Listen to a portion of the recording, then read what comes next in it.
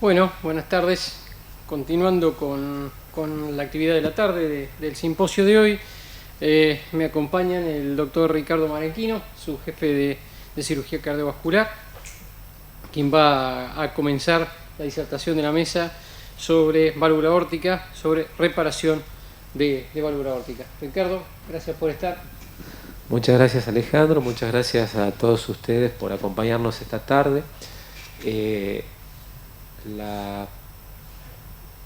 Vamos a poner la presentación.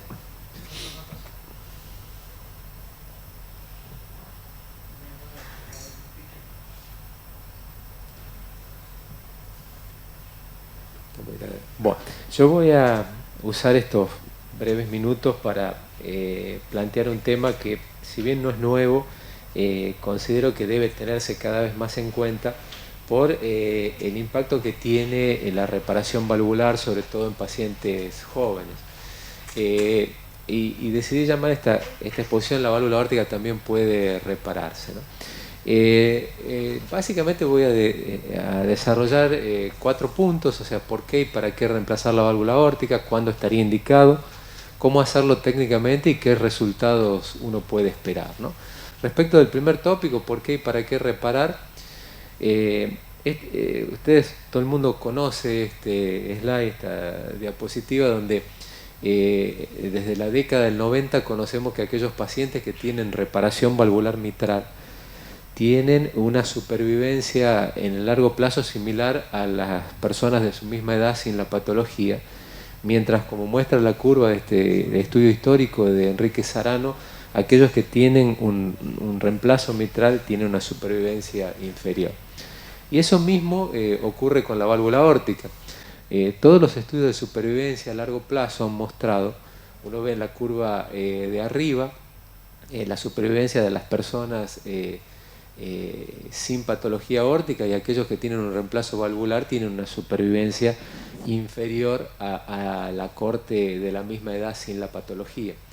Entonces, si uno puede, conservando la válvula mitral, otorgar un beneficio de supervivencia, eso mismo debería hacerse con la válvula aórtica. Ese exceso de mortalidad de las personas sometidas a reemplazos valvulares es mucho más marcado en la población joven. Como ustedes pueden ver en este estudio, hecho sobre una corte alemana de miles de pacientes, uno ve que en la curva superior, en violeta, es la curva de supervivencia o de expectativa de vida de las personas sin patología valvular aórtica, y aquellos que tienen un reemplazo valvular, ya sea biológico o mecánico, tienen una supervivencia mayor, y el exceso de mortalidad se ve sobre todo en las personas por debajo de 55 años, lo cual debe motivar un esfuerzo para evitar el reemplazo valvular en estas personas. ¿Cuándo indicar el procedimiento? Bueno, obviamente los candidatos a procedimientos de reparación valvular van a ser aquellos pacientes que tengan insuficiencia valvular aórtica. Los que tengan estenosis van a requerir un reemplazo. Después uno puede plantear si ese reemplazo se requiere hacer con algún elemento biológico, como la operación de Ross, o con un homoinjerto, o va a hacerlo con una válvula mecánica. Pero puntualmente, los procedimientos de reparación valvular se indican en pacientes con insuficiencia valvular aórtica. Y para eso hay una clasificación de la patología similar a la que ocurre con la válvula mitral, y los cirujanos caratulamos la patología en este cuadro, que parece complejo, pero en realidad es simple, ya que la válvula aórtica puede perder o puede tener insuficiencia porque las cúspides sean restrictivas, porque las cúspides prolapsen, o porque la válvula tenga cúspides normales con anomalías del anillo o de la aorta. Cuando la cúspide es restrictiva, es patológica, y esa cúspide no debería repararse o conservarse, al menos en las poblaciones adultas, porque eso tiene una tasa de falla alta. Y uno va a apuntar la conservación valvular aórtica básicamente en los prolapsos de las cúspides y en cúspides normales. De este grupo de pacientes, aquellos que tengan fenestraciones grandes o perforaciones posendocardíticas que requieran reparaciones con pericardio, son aquellos pacientes que van a tener peor resultado en el largo plazo, y por eso lo puse en amarillo, porque hay que tenerlos en consideración y discutir bien con el paciente el tema de la durabilidad. Todos aquellos que tengan válvulas normales y la válvula falle por patología del anillo, por patología de la raíz, pueden perfectamente conservar su válvula aórtica reemplazando la raíz y restaurando geométricamente y anatómicamente las valvas para que vuelvan a ser continentes. Y aquellos que tengan prolapsos también van a poder ser reparados con algunas técnicas especiales. Concretamente, aquellos que tengan dilatación o aneurisma de raíz con válvulas unio-bicúspides, con prolapsos de una o dos valvas, pueden conservar su válvula aórtica. Cuando el prolapso sea generalizado, la posibilidad de reparación es menor, pero no es imposible. Y en caso de que no haya patología aórtica, también el prolapso aislado y asociado a dilatación anular puede repararse con tranquilidad. ¿Cómo lo hacemos? Básicamente, los primeros pasos son, interrogar la válvula aórtica contestando que tengan adecuado tejido. Entonces uno evalúa la altura geométrica de esos leaflets y con una reglita estándar, o sea, existen calibres para hacerlo. La altura geométrica del leaflet para válvulas tricúspides va de 17 a 22 milímetros y para válvulas bicúspides va de 20 a 25 milímetros. Eso es lo que se considera necesario para no considerar la válvula restrictiva. El tratamiento de los leaflets se va a hacer corrigiéndolos anatómicamente. Uno puede aplicarlos centralmente o corregir la redundancia o el prolapso haciendo pequeñas resecciones triangulares de forma tal de dejar una válvula geométrica. Cuando uno reemplaza la raíz, existen dos técnicas: la técnica que se ve sobre la izquierda, que es la mencionada técnica de Jakub, en la cual se remodela la raíz, y el reimplante, que es la que técnicamente hacemos con más frecuencia en el servicio, implica la conservación y sutura de la válvula aórtica por dentro de una prótesis que reemplaza la raíz.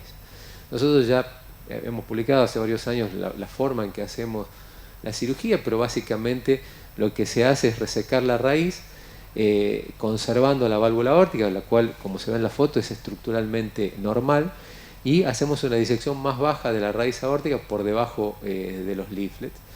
Eso nos permite poner esta hilera de puntos, los cuales tienen la particularidad de fijarse a la prótesis que reemplaza la raíz y de alguna manera remodelan la unión aortoventricular, dándole un sostén a esa válvula aórtica para quitar la dilatación anular. Luego, esa válvula se incorpora dentro de una prótesis de Dacron y se sutura dentro de la mencionada prótesis, quedando una válvula continente si uno ha cumplido con todos los requerimientos anatómicos de la patología. Una vez que se reinsertan los ósteos coronarios, se hace una prueba intraoperatoria de resultados. La técnica que a mí más me gusta, más considero que es mejor, es la técnica de Stanford, la cual utiliza una raíz, una prótesis más grande para el reemplazo de la raíz, remedando los senos de Valsalva, y una prótesis más pequeña que está señalada con la flecha blanca para el aorta ascendente. ¿Qué resultados uno tiene que esperar? Bueno, lamentablemente, hasta los estudios actuales realizados no se cumple el mismo precepto en la válvula aórtica que en la válvula mitral. Este es la experiencia de 25 años en Toronto General con la operación de Tyrone Davis. En la línea roja proximal o superior se ve la supervivencia esperada para la población, y en estos pacientes la supervivencia observada fue menor a la de la población general. O sea, no se cumpliría para aquellos pacientes con reoperaciones, con intervenciones sobre la válvula aórtica conservadas, lo mismo que ocurre en la válvula mitral. La libertad de reoperación es alta y solo el 10% de estos pacientes están anticoagulados. Yo creo que la información debe tomarse con cautela, y el hecho de que un paciente pueda, evitar la necesidad de anticoagulación de por vida o alejada es un punto muy importante. En la serie alemana del grupo de Schaffer, los resultados fueron mejores, y como ustedes ven en la curva de la izquierda, la supervivencia de la población no es estadísticamente diferente de la población similar sin la patología, y lo que muestra la curva de la derecha es que cuando uno corrige con un criterio anatómico dando durabilidad, la supervivencia de los pacientes es mejor que si no lo hace con un criterio anatómico. Eso es igual para válvulas tricúspides que para válvulas bicúspides. Para concluir y no llenar de datos, yo considero que en pacientes jóvenes con insuficiencia aórtica hay múltiples situaciones en que la válvula puede preservarse. Evitar la anticoagulación en el largo plazo siempre es importante y la respuesta sobre si esto mejora la supervivencia aún falta demostrar. Muchas gracias por su atención.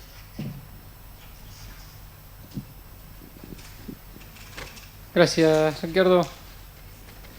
Bueno, seguimos con el doctor Luciano Lucas, que está acá a mi izquierda, de la sección de cardiopatías congénitas del adulto. Nos va a hablar de la vasculatura pulmonar en la circulación de Fontan-Kreuzer. Bueno,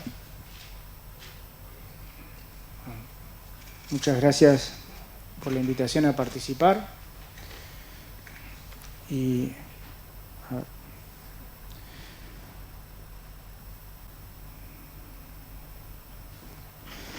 Bueno, la resistencia vascular pulmonar en la circulación de Fontan-Kreuzer.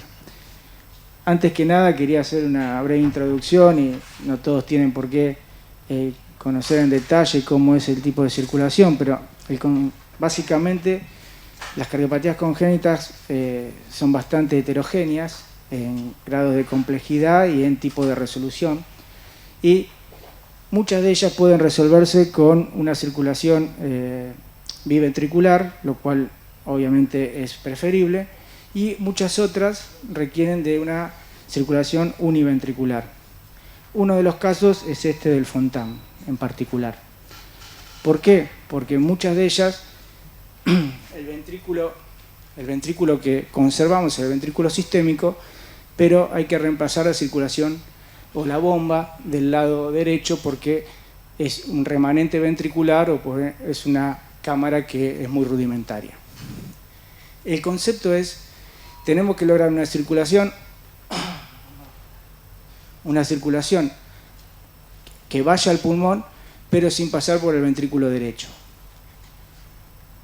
En primera medida, básicamente lo que hacemos es anastomosar en un primer paso la vena cava superior a la arteria pulmonar y en un segundo paso anastomosar la vena cava inferior a también la arteria pulmonar. Gracias.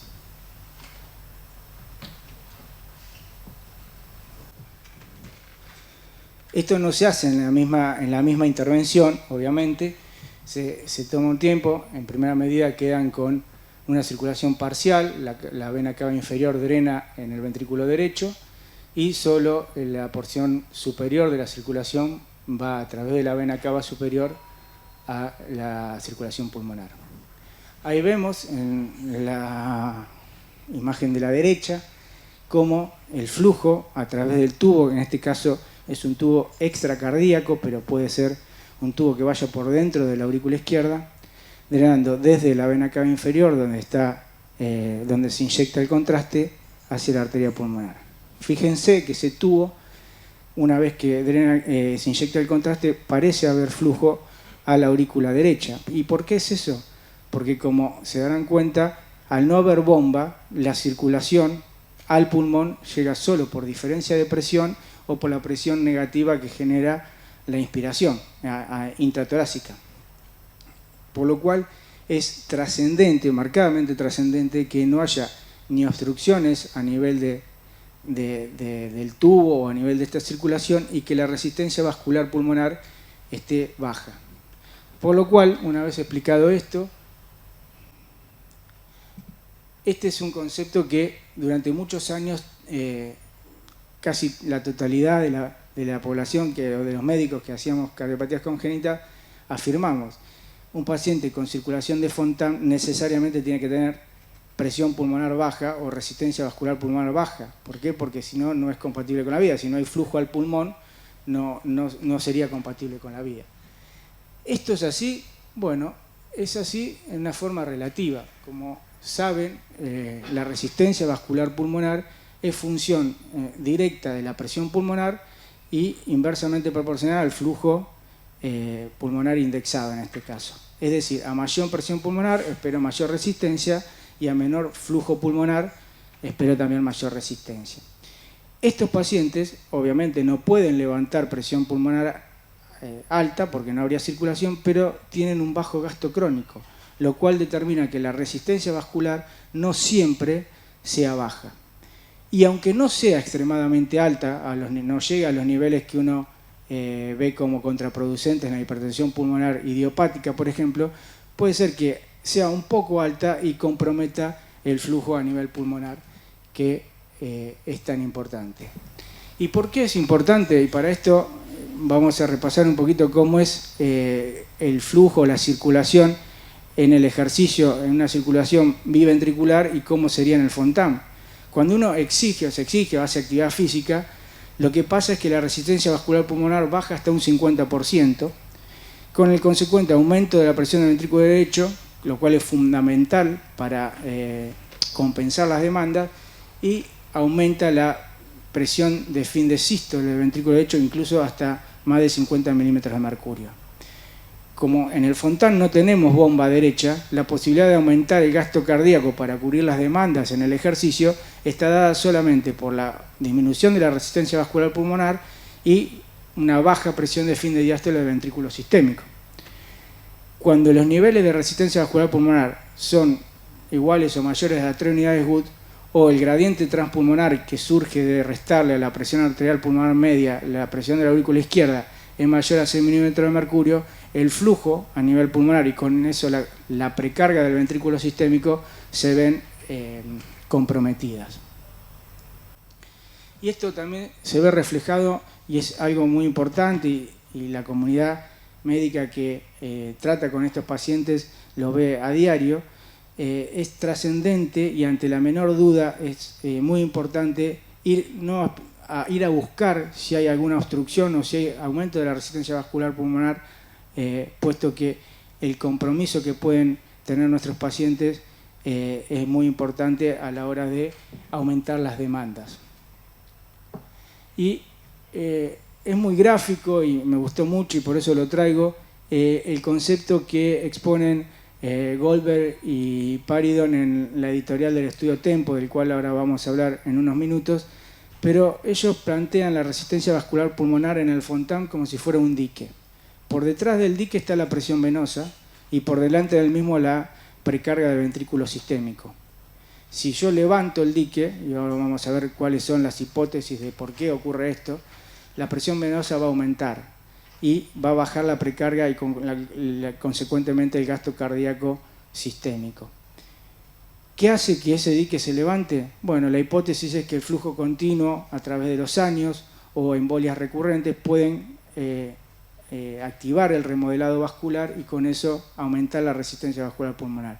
Esto conlleva a que en combinación el bajo gasto crónico y el aumento de la presión venosa crónicamente en la vida de estos pacientes generen fibrosis hepática, cirrosis, incluso hepatocarcinoma, falla renal, puede haber enteropatía perdedora de proteínas, bronquitis plástica, todas cosas que después de 10 o 12 años de realizada el bypass total del ventrículo derecho pueden aparecer en nuestros pacientes y son las causas habituales de consulta en nuestra práctica diaria al seguir los pacientes con circulación de Fontan.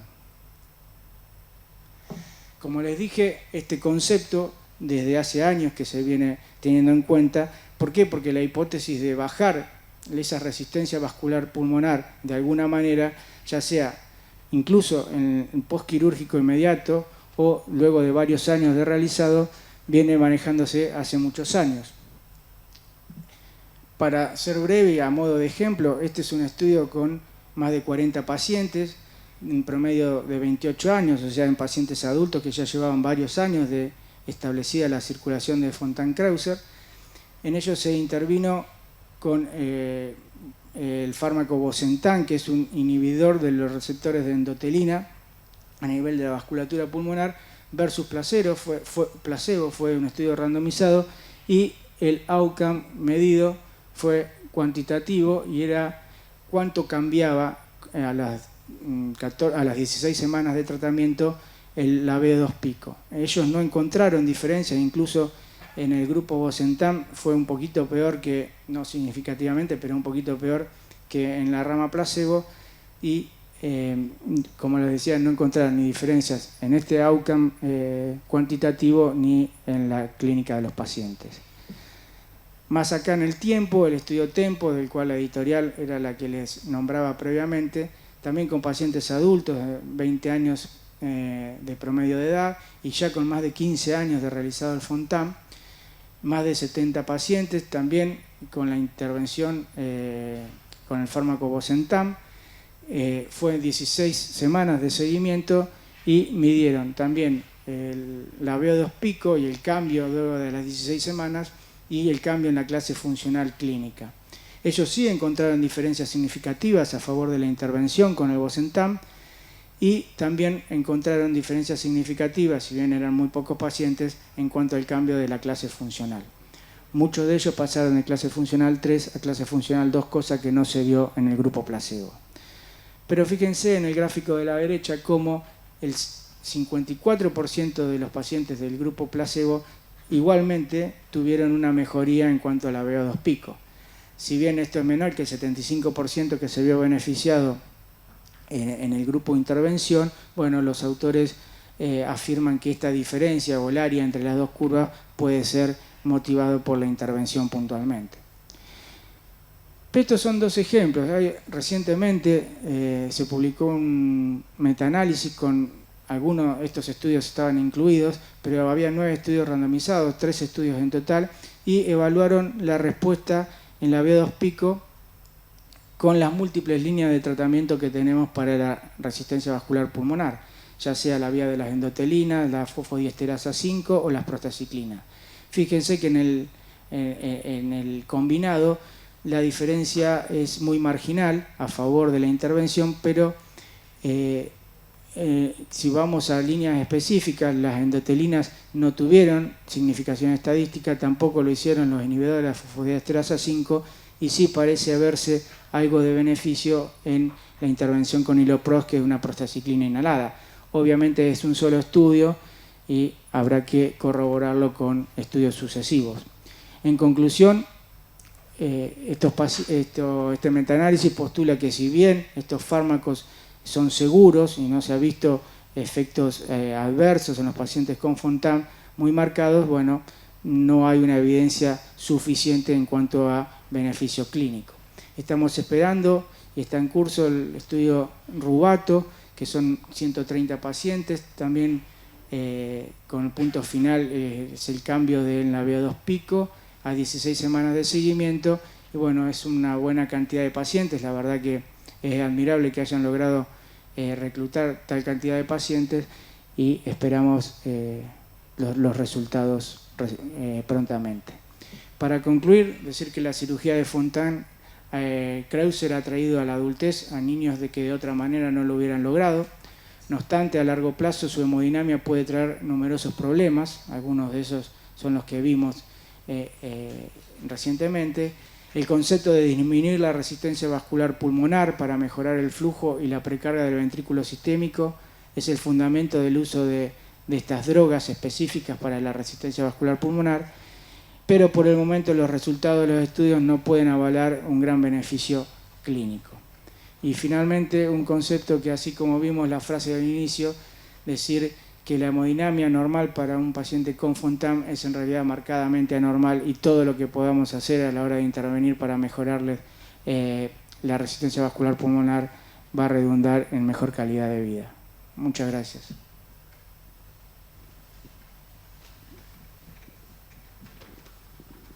Bueno, gracias Luciano. Bueno, seguimos adelante. Me tengo que poner autorreferencial porque la charla que sigue es la mía. Vamos a... Bueno, el doctor Alejandro Fernández es su jefe del servicio de hemodinamia y bueno, él nos va a hablar en la última charla el papel de los vasos no culpables en la evaluación de los pacientes con síndromes coronarios agudos.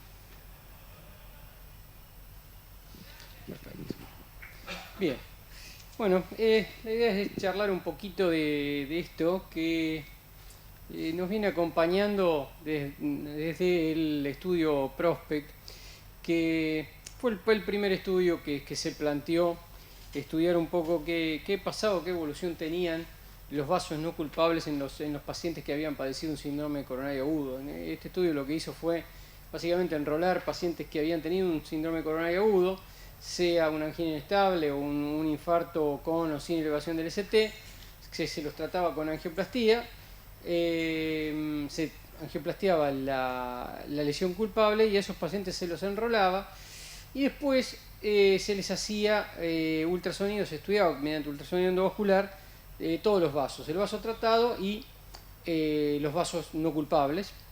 Y se los siguió a lo largo del tiempo para ver cuál había sido, cómo era la tasa de eventos de esos pacientes y ver a dónde habían desarrollado eventos los pacientes.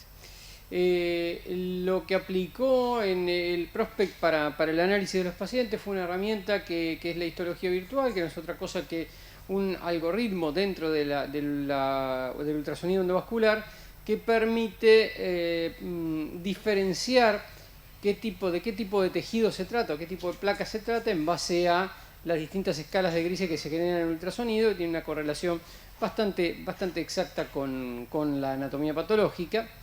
En base a eso estableció 5 tipos de anatomías que van desde la presencia de placas puramente fibróticas, puramente fibrosas, pasando por las fibrocalcificadas, por los engrosamientos patológicos de la íntima, que también son fibrosos, por eso están en verde, los fibroaterómenos con cápsula gruesa y los fibroaterómenos con cápsula delgada. Estos fibroaterómenos con cápsula delgada, que son básicamente placas con una alta carga lipídica y una cápsula fibrosa muy finita, son los que uno define habitualmente como placas vulnerables o placas de alto riesgo. ¿Qué se vio en la evolución en cuanto a eventos adversos a lo largo del seguimiento a 3 años? Bueno, como primera medida, todos los pacientes del Prospect, la totalidad de eventos adversos fue alrededor del 20%. Pero ustedes ven acá que dentro de la totalidad de eventos adversos, el 12.9% estaban relacionados con el vaso culpable, con el vaso que había sido tratado, y el 11,6%, o sea, más o menos lo mismo, más o menos la misma cantidad de eventos, estaban relacionados con el vaso no culpable, o sea, con aquellos vasos que no habían sido tratados, no habían sido culpables del síndrome coronario agudo que había llevado a la internación del paciente. Si desglosamos los eventos adversos, lo que vemos es que en realidad la mortalidad, la muerte cardíaca, sea por muerte súbita o el infarto, tiene una tasa bastante baja, tanto en el vaso culpable como en el vaso no culpable, pero lo que acumula eventos es básicamente los eventos clínicos, el empeoramiento de la angina, la aparición de angina inestable o la aparición de infartos. En resumen, entonces, ¿qué podemos llegar hasta acá? Podemos decir que con el tratamiento médico instaurado a todos estos pacientes se le dio tratamiento médico óptimo con hipolipemiantes, con aspirina, con estatinas y con inhibidores plaquetarios. Con ese tratamiento médico óptimo, la incidencia de eventos relacionados con el vaso no culpable es baja, la incidencia de eventos mayores, la mayoría de los eventos son angina o necesidad de revascularización, y los eventos duros ocurrieron en un porcentaje bajo, en el 1% de los casos. Acá aparece dentro de lo que es la medición por ultrasonido lo que se definió como monto de placa. ¿A qué se refiere como monto de placa de una arteria? No tiene mucho que ver con el diámetro de la luz o con el diámetro que uno ve o la severidad que uno puede ver de la lesión angiográficamente, sino que tiene que ver con cuánto de la pared arterial está ocupada por placa. ¿De dónde sale el cálculo del monto de placa? Bueno, sale de tomar el área de la membrana elástica externa del vaso, que es la que está marcada ahí con rojo, y excluirle lo que es el área luminal. Entonces a toda esa área que nos queda ahí es el área de placa, y de la relación de esas dos áreas sale lo que se define como monto de placa.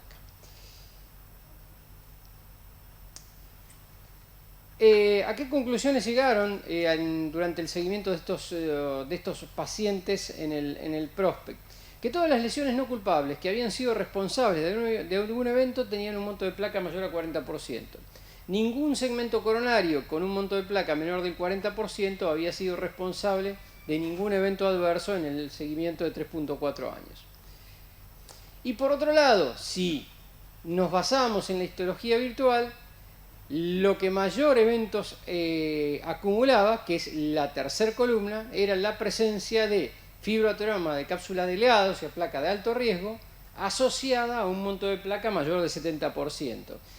Ya la columna de la derecha sería el máximo de riesgo, que sería el tener una placa de alto riesgo con un monto de placa mayor del 70% y además tener un área luminal de menos de 4 milímetros, o sea, tener una estenosis angiográficamente significativa. Eso aumentaba el riesgo. Pero si nos abstraemos de lesiones que angiográficamente no eran significativas, o sea, que tenían un área luminal mayor de 4, en la asociación de placa de alto riesgo con cápsula delgada versus un monto de placa alto era responsable de la mayor cantidad de eventos en estos pacientes. Por lo tanto, el ultrasonido y la histología virtual fueron herramientas útiles para caracterizar la placa y para detectar qué placas eran vulnerables.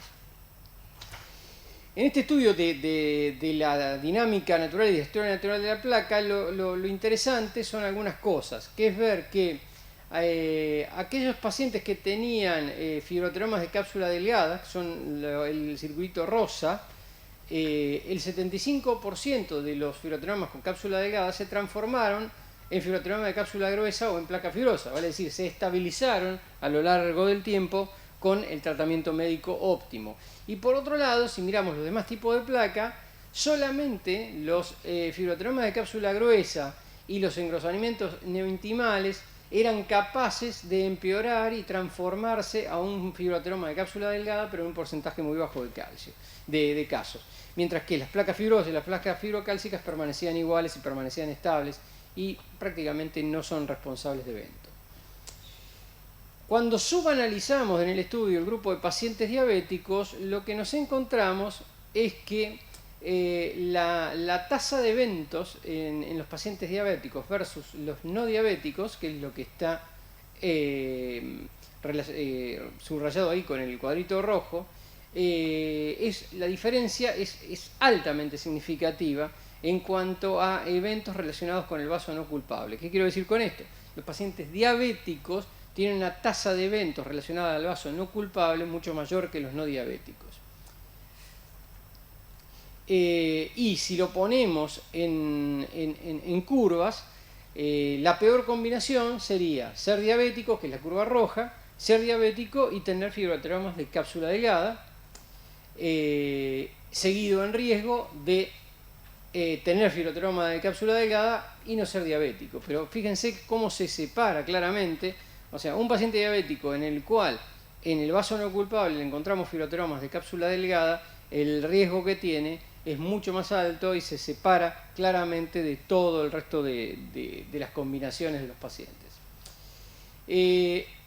A raíz de esto, a raíz de los estudios de lo que pasa con los pacientes diabéticos, en el DCT de este año se presentó los resultados de este estudio que se llama Combine, donde los investigadores lo que se plantearon fue estudiar mediante fisiología coronaria, mediante FFR, los vasos no culpables y poner el foco en los vasos no culpables que además eran fisiológicamente no significativos, o sea, vasos no culpables que tenían lesiones que no eran significativas desde el punto de vista fisiológico, o sea que tenían un FFR mayor de 0,80 y a esos pacientes les realizaron OCT y los dividieron en grupos que tenían fibroateromas con cápsula delgada versus los que no tenían fibroateromas con cápsula delgada.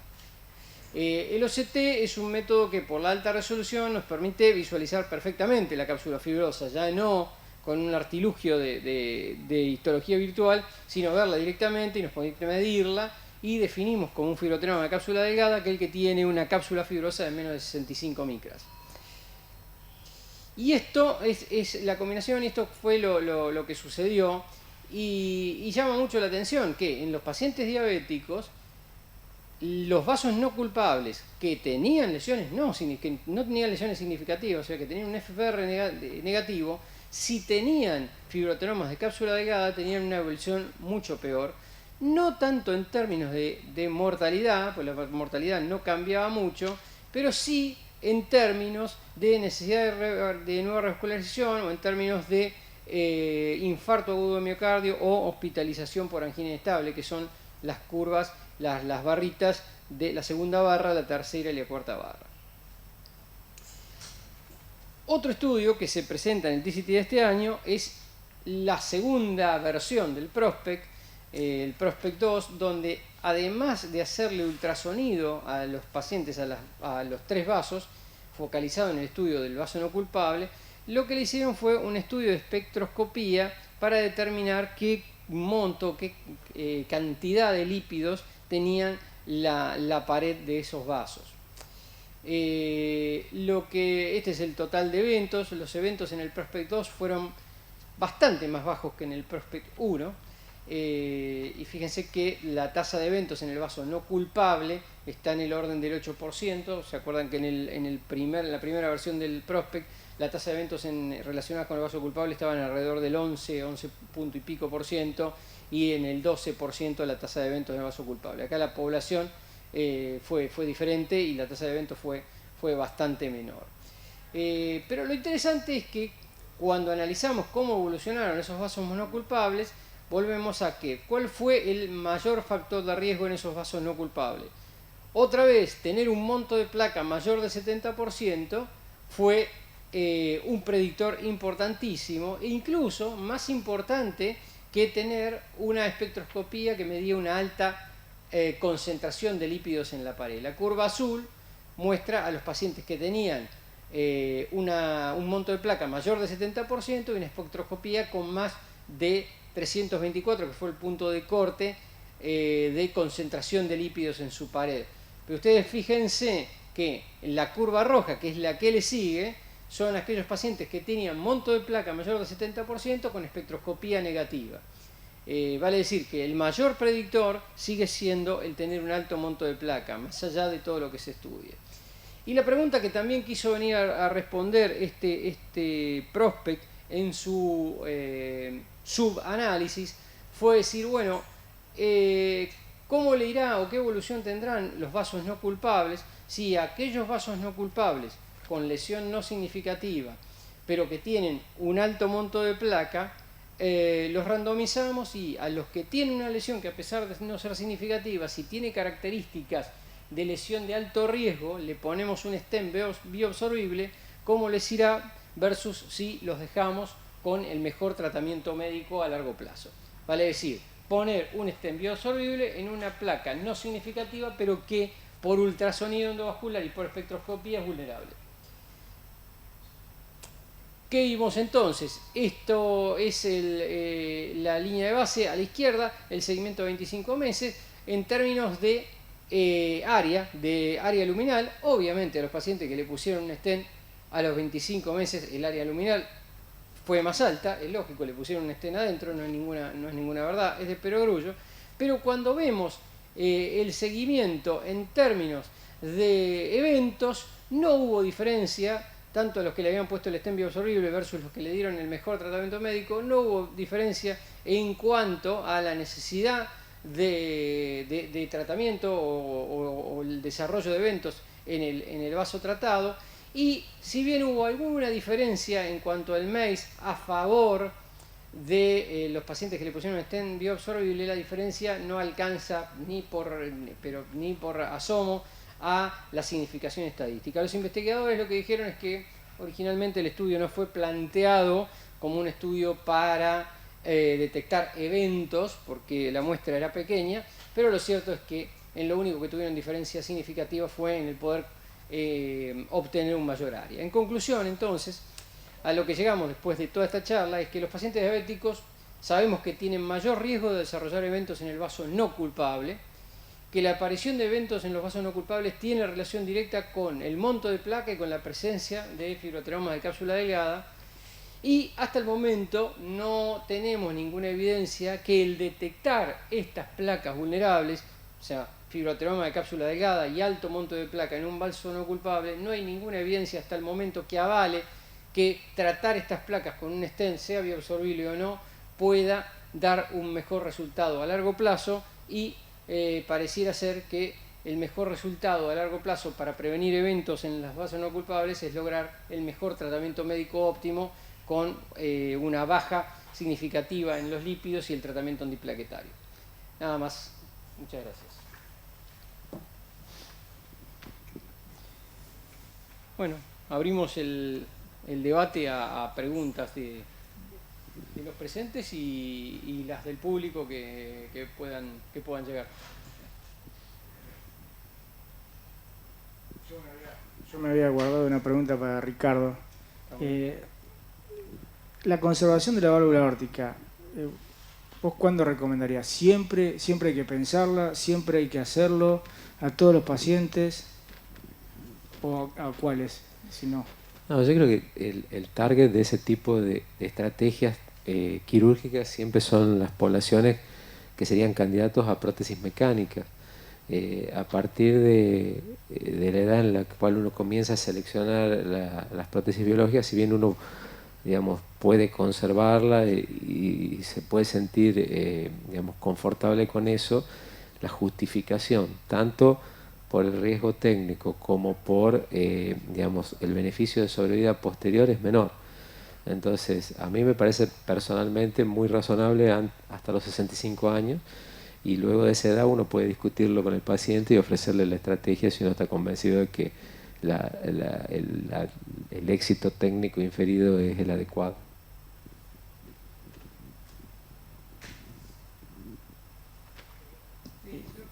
Pregunta para, digamos, siguiendo la ronda con Ricardo, que empezó a responder preguntas.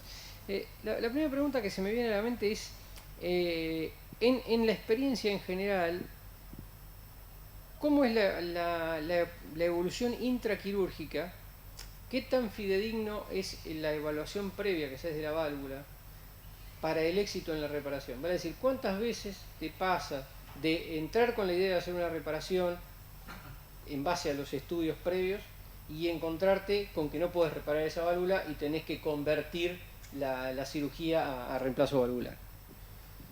No, en general, la evaluación previa se apoya en todos los elementos, en todo el arsenal de imágenes que hoy por hoy está disponible, lo que hace muy predecible la probabilidad digamos, de éxito en la reparación. Yo creo que versus 10 años o 15 años atrás, hoy por hoy las imágenes son mejores y la patología se entiende mejor porque las técnicas quirúrgicas evolucionaron para reparar cosas que antes no se reparaban. Hoy por hoy, digamos, es anecdótico no reparar algo, una válvula aórtica que digamos, se había predicho como reparable. Uno puede encontrar a veces algunas fenestras que son cicatrizales y que te haga pensar que para reparar uno puede poner un parche que en el largo plazo se degenere y cambiar digamos, la estrategia en función de eso, pero o a veces el análisis intraoperatorio puede diferir del análisis de las imágenes anteriormente. Por ejemplo, un jet en la válvula aórtica dirigido hacia el leaflet anterior de la mitral puede ser un prolapso de la coronariana derecha o puede ser una retracción de la no coronariana. Entonces, porque el jet se dirige hacia el mismo lado. Entonces, puede que el ecografista haya interpretado una determinada cosa, pero el análisis intraoperatorio, a mi manera de ver, es muy taxativo en eso y definir esa situación y decir, bueno, como hay una valva restrictiva, yo no voy a considerar esto para repararlo. Pero es un porcentaje bastante menor de las situaciones, será un 10 o un 15% de las situaciones. Yo tenía una para vos, Alejandro. Porque uno cuando recibe los pacientes de hemodinamia están destapados o no, o sea, pero ¿cómo es en la práctica habitual todo esto que vos nos mostraste? ¿Es lo mismo un síndrome coronario agudo que con supra, sin supra? ¿Cómo es el análisis? ¿En qué pacientes? ¿A todos los pacientes evalúan el monto de placa o la cápsula? ¿Qué vasos eligen? Obviamente en un supra elegirán el culpable y después verán en la práctica cómo es. Sí, es buena pregunta. O sea, en la práctica, la realidad es que en la práctica nadie hace lo que se plantea en estudios de investigación. O sea, no es el planteo no viene por decir, bueno, a todos los pacientes con un síndrome coronario agudo vamos a evaluarle con ultrasonido o con OCT los 3 vasos para ver si detectamos si tenemos placas vulnerables o no. Creo que no apunta a eso. En la práctica, hoy, digamos, lo que se hace es, paciente con síndrome coronario agudo, se trata el vaso culpable, se detecta si en los vasos no culpables hay lesiones significativas o no, si hay lesiones significativas, esas merecen ser tratadas, si hay lesiones limítrofes, merecen ser medidas mediante FFR, mediante medición funcional, para determinar si hace falta tratarlas o no. Creo que el planteo o lo que dejan de enseñanza los estudios es, primero, prender un nivel de alarma un poco más alto en los pacientes con síndrome coronario agudo y diabetes. O sea, estar con el nivel de alarma alto, es decir, el paciente diabético tiene una alta chance de desarrollar eventos en los otros vasos, aunque en la angiografía yo ya he visto que los otros vasos no tienen lesiones significativas, tengo que estar atento y que probablemente pueda desarrollar eventos en esos otros vasos y ser agresivo con el tratamiento, más agresivo aún en el paciente diabético. Y por otro lado, a lo que también por ahora apunta como conclusión, que es algo que muchas veces se ha planteado en Ateneo y demás, es cuando nosotros incidentalmente detectamos placas vulnerables no significativas, digo incidentalmente porque las detectamos en el contexto de hacer un estudio imaginológico en un vaso, no en busca específica de esa placa, sino que, por ejemplo, no sé, hacemos una angioplastía de tronco de coronaria izquierda guiada por IBUS, le hacemos IBUS desde la descendente anterior al tronco para caracterizar la lesión o para ver cómo quedó el stent, y nos encontramos con una placa vulnerable, o de las que podemos definir como vulnerable, en tercio medio de descendente anterior. Siempre el planteo es, ¿qué hacemos con esta placa? ¿La dejamos, le ponemos un stent por las dudas, o sirve estabilizar la placa con un stent? Y creo que la enseñanza que nos da por lo menos el Prospect Absorb hoy es que hasta el momento seguimos sin tener ninguna evidencia firme que justifique tratar mediante intervencionismo una placa que angiográfica y funcionalmente no es significativa.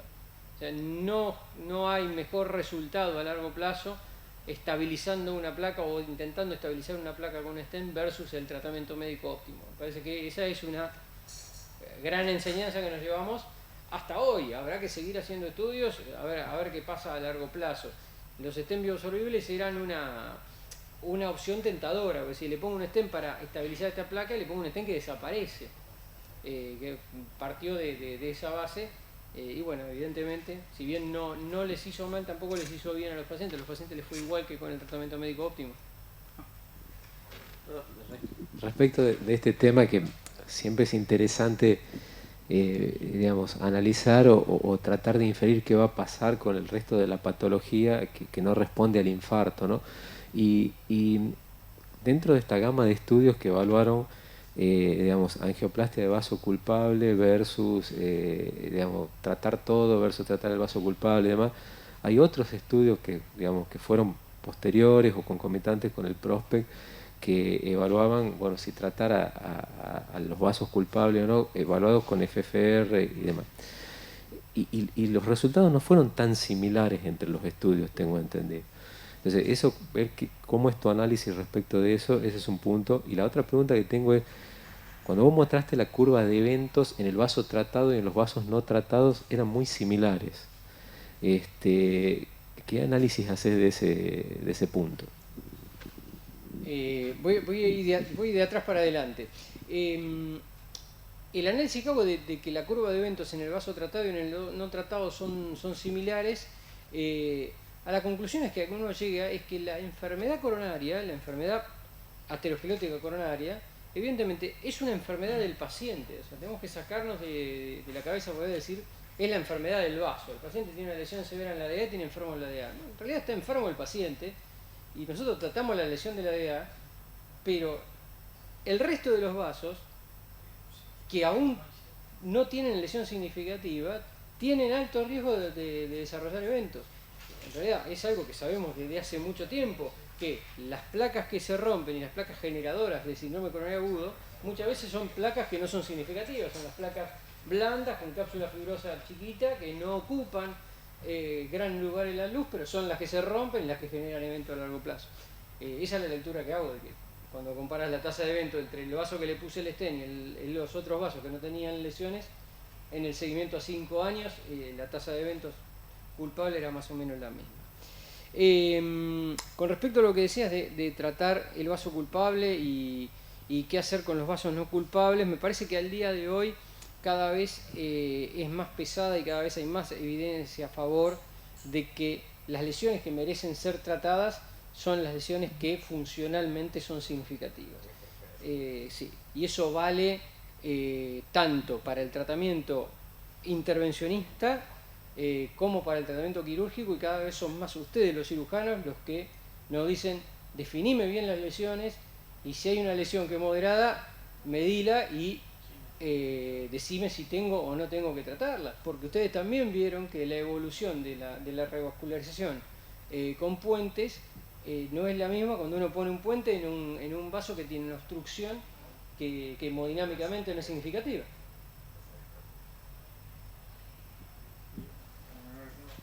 Para Ricardo, ¿qué nivel de complejidad técnica tiene este tipo de cirugía que nos planteaste hoy con el reemplazo intraquirófano?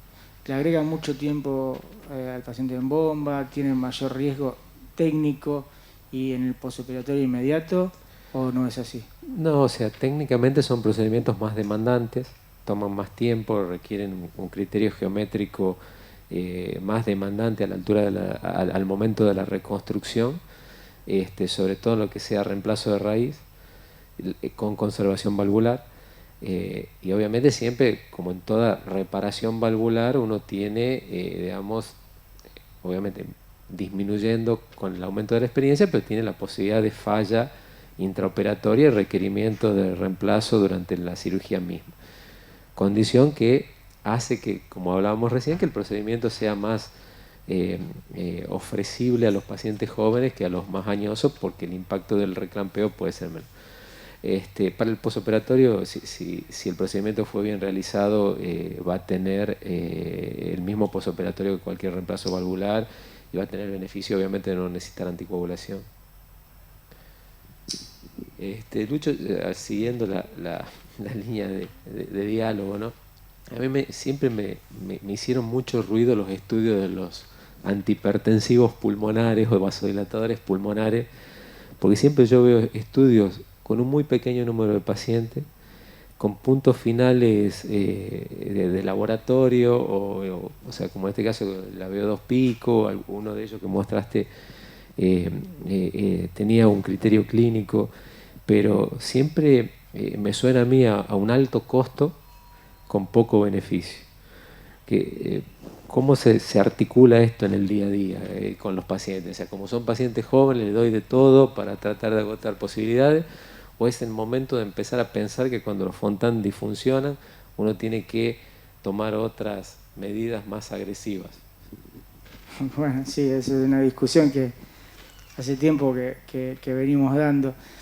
Quizás no tanto con lo que es tratamiento farmacológico, pero muchas veces uno interviene y le va agregando procedimientos a pacientes que quizá con un trasplante precoz, no le digo que antes que todo, pero en vez de agregarle procedimientos, lo cual agregarían riesgo al trasplante, quizá es beneficioso. Lo que pasa, y ahora voy a lo que me preguntaste puntualmente, lo que pasa es que cuando el paciente está mejor es difícil ofrecerle un trasplante y que el paciente acceda a trasplantarse cuando el paciente se siente relativamente bien o no ha cambiado tanto en su estatus normal. Hay que pensar que estos pacientes toda su vida tuvieron problemas en cuanto a su capacidad funcional o su modo de vida. Son pacientes que muchas veces los síntomas hay que ir a buscarlos. Cuando realmente se empiezan a limitar es que están graves. La pregunta que me haces es verdad. La verdad que los puntos finales de los estudios son bastante blandos. son muy cuantitativos. Yo no sé, 1,6 de mejoría en la B2 pico, qué significación clínica tiene. La verdad que sí, es una pregunta que nos hacemos. Lo que pasa es que no tenemos muchas más herramientas. Tampoco sabemos cuándo empezar, porque yo ahí les mostré que hay muchas complicaciones en el Fontán.